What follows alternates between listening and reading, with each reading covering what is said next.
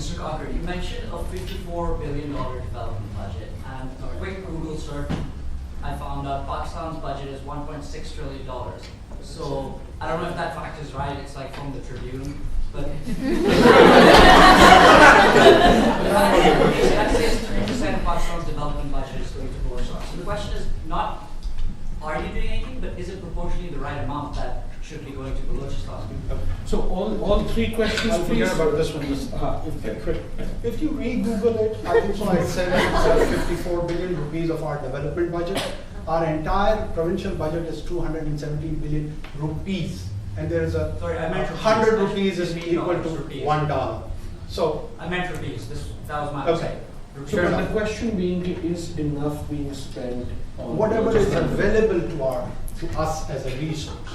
And after post-NFC, we have been increased by the rest of the provinces in our economic share.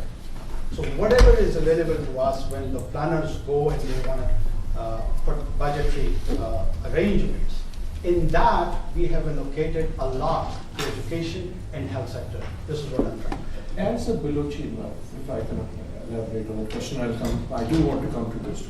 As a Balochi, I'm not talking about CM or PML, and as a Balochi, do you think we, Pakistan, you, all of us, have invested enough on Balochistan's development? That's, I think, the gist of that.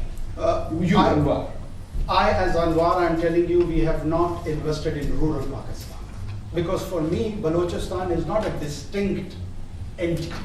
For me, the entire Pakistan is one single entity where there has to be a development paradigm, because I'm more into a state versus citizenry thing.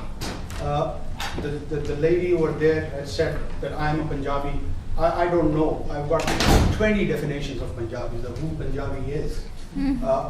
Again, I can claim I am by race a Pashtun, linguistically I'm a Pashtun. Do I represent Pashtun nationalist? No.